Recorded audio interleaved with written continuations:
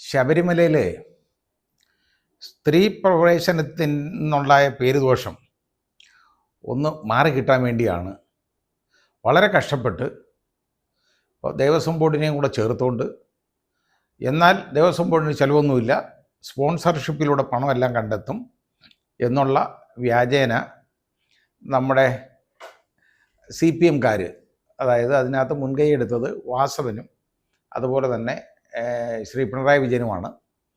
അവർ ആലോചിച്ചുറച്ച് ശരിയായി ആഗോള അയ്യപ്പ സംഗമം നടത്തി. അതിനുവേണ്ടിയാണ് നടത്തിയത്. പക്ഷെ അതിപ്പോൾ കൂരുമേ കുരുവെന്ന് പറഞ്ഞവരുള്ള ഒരു പരിപാടിയായിപ്പോയി. ആഗോള അയ്യപ്പ സംഗമം എന്ന് പറയുന്നത് വൻ പരാജയമായി എന്ന് മാത്രമല്ല, അതിനകത്തൂടെ വീണ്ടും ഇവർ കമഴ്ന്ന് കിടന്നാൽ കാൽപ്പണം എന്ന് പറയുന്ന പ്രിൻസിപ്പിൾ നടപ്പാക്കിയത് പുറത്തു വരികയും ചെയ്തു. അതാണ് ഇപ്പോഴത്തെ ഏറ്റവും വലിയൊരു പ്രശ്നമായിട്ട് മാറിയിട്ടുള്ളത് CPM-നെ സംബന്ധിച്ചിടത്തോളം. അത് ശ്രീ MV ഗോവിന്ദൻ പറഞ്ഞത് ഒരു കാര്യത്തെ, ഒരു സ്റ്റേജ് മാനേജ് ചെയ്യുന്ന കാര്യത്തെക്കുറിച്ച് പറഞ്ഞു. സ്റ്റേജ് മാനേജ് ചെയ്യാൻ അറിയാത്തവരാണോ സ്റ്റേറ്റ് മാനേജ് ചെയ്യുന്നതെന്ന് ചോദിച്ചു. എനിക്കും ചോദിക്കാനുള്ള ഒറ്റ കാര്യമുള്ളൂ. ഇവിടെ അങ്ങ് സ്റ്റേജ് മാനേജ് ചെയ്ത് എന്താണെന്നറിയാം. സ്റ്റേജ് മാനേജ് ചെയ്തത് അവിടെ സ്റ്റേജ് കെട്ടാനും അവിടത്തേക്ക് സാധനങ്ങൾ വാങ്ങിക്കാനും അതിൻ്റെ കൺസ്ട്രക്ഷനും മുഴുവൻ, അതായത് ഈ ആഗോള അയ്യപ്പ സംഗമം അതിൻ്റെതെല്ലാം Indian institute of infrastructure and constructions എന്ന് പറയുന്ന ഊരാളുങ്കലിൻ്റെ സബ്സിഡിയറിക്ക് കൊടുത്തു. യാതൊരു ബിഡും ഇല്ലാതാണ്, ഓപ്ഷനൊന്നും ഇല്ലാതെ, ലേലമില്ല, അതിനകത്ത് ബിഡൊന്നും വിളിക്കാതെ തന്നെയാണ് കൊടുത്തേക്കുന്നത്, ഒന്നുമില്ല. അപ്പോൾ ഊരാളുങ്കൽ സൊസൈറ്റിക്ക് അക്രഡിറ്റേഷൻ ഉള്ളതുകൊണ്ട് അതിന് ബിഡ് വേണ്ട എന്നുള്ളൊരു ന്യായം പറഞ്ഞുകൊണ്ടാണ് ഈ അതായത് Indian institute of infrastructure and constructions എന്ന് പറയുന്ന സബ്സിഡിയറിക്ക് ഇത് കൊടുത്തത്. ഈ സബ്സിഡിയറിക്ക് ഇതിന് ഊരാളങ്കലിന് കിട്ടുന്ന ബെനിഫിറ്റൊന്നും അതിന് കിട്ടത്തില്ല. അതിനൊന്നും നിയമമില്ല, ഒന്നുമില്ലാതെ വാരി കൊടുത്തേക്കാണ്. ഇഷ്ടമുള്ള തുകയ്ക്ക് ഓരോന്നും കൊടുത്തേക്കാണ്. അവർ തന്നെ തീരുമാനിക്കും, അവർ തന്നെ ചിലവാക്കും, അവർ ചെയ്യും, എന്നിട്ട് പറയും ഇത്ര രൂപ ആയി, അത് കൊടുത്തോണം. ഇത് മാത്രമല്ല, ഇതിൻ്റെ പുറകിലുള്ള അഴിമതി എന്ന് പറയുന്നത് കേട്ടപ്പോൾ ഞെട്ടിപ്പോയി. അത് എന്തായാലും ഹൈക്കോടതി അത് ശ്രദ്ധയിലെടുക്കും എന്ന് തന്നെയാണ്, ബഹുമാനപ്പെട്ട ഹൈക്കോടതി അത് എടുക്കും എന്ന് തന്നെയാണ്, അത് ശ്രദ്ധിക്കും എന്ന് തന്നെയാണ് ഞാൻ കരുതുന്നത്. അതായത് ഇതിനകത്ത് വന്നേക്കുന്ന കാര്യം ഈ ഒരൊറ്റ സംഭവം മാത്രം മതി. ഈ അയ്യപ്പനെ ആൾ കൂട്ടാനായിട്ട്, അതായത് ശബരിമലയിൽ ആൾ കൂട്ടാൻ ഇങ്ങനൊരു മാമാങ്കം നടക്കേണ്ട കാര്യമുണ്ടോ? അവിടെ നടത്തിയതിൻ്റെ ഉദ്ദേശം അതാണ്. ശബരിമലയിൽ ഒരുപാട് ആളുകൾ വരണം, വിദേശികൾ വരണം, അവിടുന്ന് അവർ വരണം, ഇവർ വരണം, അതായത് ആഗോളതലത്തിൽ നിന്ന് ആളുകൾ വരണം. ശബരിമലയിൽ ആഗോളതലത്തിൽ നിന്ന് ആളുകൾ വരുന്നുണ്ട്. അതിനൊന്നും എവരുടെ ആരുടെയും തീട്ടൂരമൊന്നും അതിന് വേണ്ട. ശബരിമലയിൽ ആൾ വരാൻ, അയ്യപ്പ സ്വാമിയെ കാണാൻ ആളുകൾ വരും. അത് അയ്യപ്പസ്വാമി നോക്കിക്കോളും, അതിനെ ഇവർ നോക്കേണ്ട കാര്യമൊന്നുമില്ല. അവിടെ വരുന്നവരെ കയറ്റി വിടാനുള്ള മാർഗമില്ല. ഇതാണ് ഇപ്പം നടക്കുന്ന കാര്യം. അതായത് അവിടെ വരുന്നവരെ അവിടെ അക്കോമഡേറ്റ് ചെയ്യാൻ പറ്റാത്ത ഒരു സ്ഥിതിവിശേഷമുള്ളത്. അതുപോലെ ലക്ഷക്കണക്കിന് ഭക്തന്മാരാണ് ഓരോ ദിവസവും ഇടിച്ചു കയറി വരുന്നത്. ഒരു നിവൃത്തിയില്ല. വരുന്നവർക്ക് ഒരു പകുതി പേരെ മാത്രമേ അവിടെ ഇത് കാണിക്കാൻ പറ്റുന്നുള്ളൂ. ബാക്കിയുള്ളവർ വളരെ കഷ്ടപ്പെട്ടാണ് ഓരോ ദിവസവും ബാക്ക്ലോഗാണ് കിടന്ന് ഇങ്ങനെ കയറി പോകണം. ഇതാണ് വരുന്നത്. അങ്ങനെയുള്ള സ്ഥലത്താണ് ആളെ കൂട്ടാനായിട്ട് ഈ സംഗമം നടത്തുന്നത്. എന്ത് പോഷ്കാണെന്ന് ആലോചിച്ച് നോക്കിക്കോളൂ. പണം, ഇത് വേറൊന്നുമല്ല, ഈ പണം എങ്ങനെ ധൂർത്തടിക്കാം എന്നുള്ളതാണ്. ഊരാളുങ്കലിന് എന്തുകൊണ്ടാണ് ഇത് എല്ലാ ഇടപാടുകളിലും ഊരാളുങ്കലിനെ കൈ അയച്ച ഉള്ള രീതിയിലാണ് ഊരാളുങ്കലിന് കൊടുത്തേക്കുന്നത്. അവർ പറയുന്ന ആ ചെലവ്. ഇപ്പോൾ ഞാൻ നേരത്തെ പറഞ്ഞിട്ടുള്ള ഒരു കാര്യം തന്നെയാണ്. ഇപ്പം നമുക്ക് ആ വയനാട്ടിലെ ദുരന്തം ഉണ്ടായി. ആ ദുരന്തത്തിൽ വീടുകൾ വെക്കണം.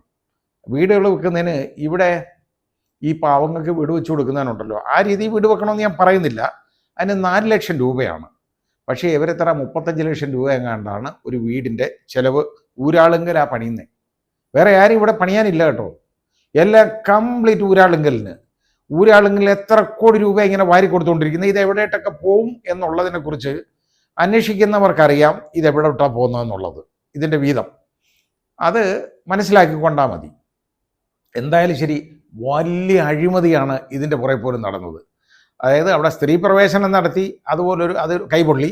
അത് കഴിഞ്ഞപ്പോൾ അടുത്ത പരിപാടി ചെയ്തത് അതിൻ്റെ ഇത് ഒന്ന് നാണക്കേട് മാറ്റാനായിട്ടാണ് ഈ ഊരാളുങ്കലിന് ഈ പണമൊക്കെ വാരി കൊടുത്ത് ആഗോള അയ്യപ്പ സംഗമം നടത്തി. ഇതിനെന്താണെന്നറിയോ? ഈ ക്ഷണിച്ചുകൊണ്ട് വരുന്നവന്മാർക്ക് അവരെ മൂന്നാറെ കൊണ്ട് താമസിപ്പിക്കണം, അതിന് മുറിയെടുക്കണം, അതിൻ്റെ വാടക കൊടുക്കണം. അതെല്ലാം ഇതിൽ നിന്നാണ് കൊടുക്കേണ്ടത് കേട്ടോ.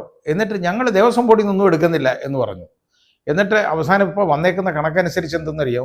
ദേവസ്വം ബോർഡിന് കിട്ടാനുള്ള 3,40,00,000 രൂപ അതിന് കിട്ടിയിട്ടില്ല, ദേവസ്വം ബോർഡിന് കിട്ടിയിട്ടില്ല. അത് മന്ത്രി വാസവൻ ഇന്നലെ അതിന് വളരെ കാര്യമായിട്ട് ബഹുമാനപ്പെട്ട മന്ത്രി പറയുന്നത് കേട്ടു ഇരുന്നുകൊണ്ട്. 27/10/2025 3 കോടി രൂപ അങ്ങ് തിരിച്ചു കൊടുത്തിട്ടുണ്ടെന്ന് വാങ്ങിച്ച തുക. ഇത് പക്ഷേ ദേവസ്വം ബോർഡിൻ്റെ കണക്കിലില്ല ഇങ്ങനെ പണം കിട്ടിയതായിട്ട്. അങ്ങനെ ഉണ്ടെങ്കിൽ സർക്കാർ അതിൻ്റെ രസീത് കാണിക്കണം ഇത് പണം കിട്ടിയിട്ടുണ്ടെന്നുള്ളത്, ദേവസ്വം ബോർഡിൽ നിന്നല്ലേ പണം അടച്ചെന്നുള്ളത്. ഇനി ബോർഡിൻ്റെ അടുത്ത് മാത്രമല്ല, ഇതിൻ്റെ ഏറ്റവും വലിയ പ്രത്യേകത എന്താണെന്നറിയോ? ഈ നടന്നേക്കുന്ന ഈ അഴിമതി ഇവർക്കിത് പ്രശ്നം ആവുമെന്ന് അറിയാം, പക്ഷേ എന്നാലും മോഷ്ടിക്കണം. പ്രശ്നമാവുമെന്നറിയാൻ കാരണം ഇത് ഹൈക്കോടതിയിലെ ഇതിനെ സംബന്ധിച്ച് പരാതി എന്ന് പറഞ്ഞാൽ സ്പെഷ്യൽ കമ്മീഷൻ എഴുതി അയച്ചു. ഇങ്ങനൊരു മാമാങ്കം നടത്താൻ പോകുന്ന വിവരത്തെക്കുറിച്ച് അയച്ചപ്പോൾ കോടതി പറഞ്ഞു ഇത് നടത്താൻ പാടില്ലെന്ന്. ആദ്യം ഉടനെ കോടതി ചെന്ന് കഴിഞ്ഞിട്ട് പറഞ്ഞു ഞങ്ങൾ ദേവസ്വം ബോർഡിൻ്റെ പണം ഒന്നും എടുക്കത്തില്ല, ഒന്നുമില്ല. അപ്പോൾ പറഞ്ഞു ദേവസ്വം ബോർഡിൻ്റെ ഒരു പൈസ പോലും ഇതിനെടുക്കാൻ പാടില്ല, വിശ്വാസികളുടെ 1 രൂപയും ഇതിന് ചിലവാക്കാൻ പാടില്ല എന്ന് പറഞ്ഞു. കാരണം ഇതൊരു പൊളിറ്റിക്കലായിട്ടുള്ള പരിപാടിയാണ്. അതായത് CPM-ന് ആൾ കൂട്ടാൻ, അതായത് അവർക്ക് ഈ വരാൻ പോകുന്ന ഇലക്ഷനിൽ പിടിച്ചു നിൽക്കാൻ വേണ്ടിയുള്ള ഒരു മാർഗം ഉണ്ടാക്കാനും NSS-ഉം അതുപോലെ SNDP ആയിട്ട് ഒരു പാലം വിടാനും. SNDP-യുടെ പാലം നമുക്കുണ്ടല്ലോ, നമുക്കറിയാം എന്തുവന്ന്. NSS-ൻ്റെയും ഒരു പരിധിവരെ അത് വിജയിച്ചു, NSS-നെയും കുറച്ച് പിടിച്ചടിപ്പിക്കാൻ പറ്റി. അതിൻ്റെ കാരണം ഇതാണ്, ഈ പൊളിറ്റിക്കൽ പരിപാടിക്ക് ഇങ്ങനൊരു പരിപാടി ഗവൺമെൻറ്റിൻ്റെ പണം ഉപയോഗിക്കാൻ പാടില്ല. ഒന്നും എടുക്കുന്നില്ല, ഞങ്ങൾ സർക്കാരിൻ്റെ പണം എടുക്കുന്നില്ല, ഇത് ദേവസ്വം ബോർഡിൻ്റെ പണം എടുക്കത്തില്ല, എല്ലാം സ്പോൺസർഷിപ്പിലൂടെയാണെന്ന് പറഞ്ഞു. അവസാനം എന്താണ് ഇനിയിപ്പോൾ പറയുന്നത്? ഇന്നലെ നമ്മുടെ പുതിയ ദേവസ്വം ബോർഡ് പ്രസിഡന്റ് ജയകുമാർ പറയുന്നത് കേട്ടു, അതിനി പുതിയ വേറെ സ്പോൺസറെ കണ്ടുപിടിക്കണം. അതല്ലേ ഇനി ആവശ്യം. ഇനി ആരെങ്കിലും കളിപ്പിക്കാനായിട്ട് സ്പോൺസറെ കണ്ടുപിടിച്ചിട്ട് വേണം ഈ നഷ്ടം നികത്താനെന്ന്. കാരണം ഒരുപാട് ഹോട്ടലുകൾ എന്തുവാ ഈ വന്നവന്മാരെയൊക്കെ പിന്നെ മൂന്നാറെ കൊണ്ടുപോയി താമസിപ്പിക്കണം. അവർക്ക് കുമരകത്ത് ബോട്ട് യാത്ര, അത് കൂടാതെ അവിടുത്തെ കരിമീൻ, പിന്നെ അവിടെ താമസം, ഇതുമൊക്കെ ഒരുക്കണം. ഇതിൻ്റെയൊക്കെ പണം കൊടുക്കുക എന്ന് പറഞ്ഞാൽ എന്ത് നാണക്കേടാണ്, അതും അയ്യപ്പസ്വാമിയുടെ പേരിൽ. ഇത് പുറത്തു പറയാൻ ഒക്കുന്ന ഒരു കാര്യമാണോ?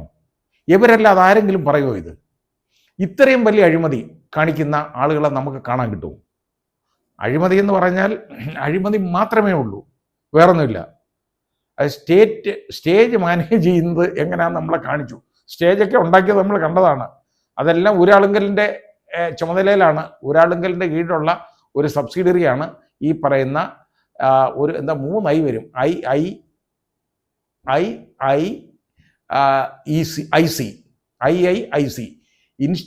Indian institute of infrastructure and construction. അവർക്ക് ഈ പണം വാരി കൊടുത്ത് ഇതുപോലുള്ള തോന്നിയവസമൊക്കെ കാണിച്ചേക്കുക. ഇതിന് വാങ്ങിച്ചേക്കുന്ന സാധനങ്ങളുടെ കണക്കൊക്കെ നോക്കിയിട്ട് എന്താണെന്നറിയോ? ഒന്നുമില്ല. ഇതിൻ്റെ കണക്ക് ഹൈക്കോടതി ചോദിച്ചു, ആദ്യം ഹാജരാക്കണമെന്ന് പറഞ്ഞിരുന്നു. ഈ പറഞ്ഞ കാലയളവിനകത്ത് 2 മാസത്തിനകത്ത് അതിൻ്റെ മുഴുവൻ കണക്കുകളും കൊടുക്കണമെന്ന് പറഞ്ഞു. ഒരു കണക്കും കൊടുത്തില്ല. അവസാനം അത് ചോദിച്ചു, പിന്നെ 1 മാസം കൂടെ നീട്ടിക്കൊടുത്തു. ഇനി പറഞ്ഞ് 2 ആഴ്ചക്കകത്ത് കണക്ക് കൊണ്ടുവരണമെന്ന് പറഞ്ഞപ്പോഴാണ് ഇപ്പോൾ ഒരു പ്രൈവറ്റ് ഓഡിറ്ററെ വെച്ച് ചെയ്തത്. പ്രൈവറ്റ് ഓഡിറ്ററെ വെച്ചിട്ട് പോലും ആ ഓഡിറ്റർ പറഞ്ഞേക്കുന്നത് എന്തെന്നറിയോ? ഇതൊന്നും ലഭ്യമല്ല, ഇതിൻ്റെ വരവ് എത്ര എന്നറിയാൻ വയ്യ, ചിലവ് എത്ര തോന്നിവാസം പോലാണ്. ആകപ്പാടെ ഇതിന് ചിലവാക്കിയെന്ന് പറഞ്ഞു കഴിഞ്ഞാൽ എത്ര രൂപയാണെന്ന് ഇവരുടെ ചോദിച്ചാൽ ഇവർ പറയും ഒരു 5 കോടി രൂപ, 6 കോടി രൂപ എന്ന് പറയും, 7 കോടി രൂപ എന്ന് പറയും. പക്ഷേ 10 കോടി രൂപ മേളിൽ ഇതിന് പോയെന്ന് പറഞ്ഞു കഴിഞ്ഞാൽ ഇത് ആരാണ് സ്പോൺസർമാർ, ആര് എത്ര പണം കൊടുത്തു, ഇതിൻ്റെ ഒന്നും കണക്കുകളില്ല. വരവെത്ര ചിലവെത്ര എന്നുള്ളതിൻ്റെ ഒന്നും കണക്കില്ല. പല ഹോട്ടലുകൾ ഇനി പണം കൊടുക്കാനുണ്ട്. അതൊക്കെ ദേവസ്വം ബോർഡ് കൊടുക്കേണ്ട ഗതികേട് വരും. അത് അല്ലെങ്കിൽ ദേവസ്വം ബോർഡിന് അത് റൈറ്റ് ഓഫ് ചെയ്യാൻ പറ്റുമോ?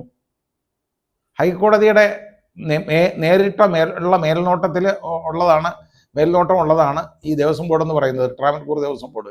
അവർക്ക് അങ്ങനെ തോന്നിവാസം പോലെ പണം എടുത്ത് കൊടുക്കാൻ ഒക്കത്തില്ല. അത് പക്ഷേ എന്നാലും അവർ കൊടുക്കും. ഇനി ഹൈക്കോടതി ഈ കണക്ക് മുഴുവൻ ഹാജരാക്കണമെന്ന് ആദ്യമേ ഒരു മാൻഡേറ്റ് പുറപ്പെടുവിച്ചിരുന്നതാണ്. അത് ഇവർക്കറിയാം. അതറിഞ്ഞുകൊണ്ടാണ് ഈ മോഷണം നടത്തിയേക്കുന്നത്. അപ്പോൾ ഈ ഹൈക്കോടതിയുടെ ശ്രദ്ധയിൽ ഇത് പെടും എന്ന് മനസ്സിലാക്കിയിട്ട് പോലും മോഷ്ടിച്ചേ പറ്റുള്ളൂ. അവർക്ക് മോഷണമല്ലാതെ വേറെ മാർഗമില്ല, വേറൊന്നും അവർ ചെയ്യത്തുമില്ല. ആ രീതിയാണ് ഇവർ പോയിക്കൊണ്ടിരിക്കുന്നത്. ഏതായാലും ഈ അയ്യപ്പനോട് കൂടി കളിച്ചാൽ എന്തായാലും വിവരം അറിയും എന്ന് ആളുകൾ പറയാറുണ്ട്. അതിൻ്റെ ഒരു ഉദാഹരണമാണ് നമ്മളിപ്പോൾ കാണുന്നത്. ഏതായാലും ഇതിനകത്ത് വളരെ ബുദ്ധിമുട്ടും. ഈ കണക്കുകൾ എങ്ങനെ ബോധിപ്പിക്കണം, ഇനി ഇതിൻ്റെ നഷ്ടം ആര് നികത്തും, അതിനെക്കുറിച്ചൊക്കെ ചോദിച്ചപ്പോൾ അതും കൈമലർത്തി കാണിക്കുകയാണ് നമ്മുടെ സഖാവ് എം വി ഗോവിന്ദൻ. അത് നടത്തിയവർ തീരുമാനിച്ചോണം ചെയ്തോണം എന്നുള്ളതാണ്. നടത്തിയവരാരാന്ന് ചോദിച്ചാൽ മുഖ്യമന്ത്രി ഉൾപ്പെടെയുള്ള ആളുകളാണ്.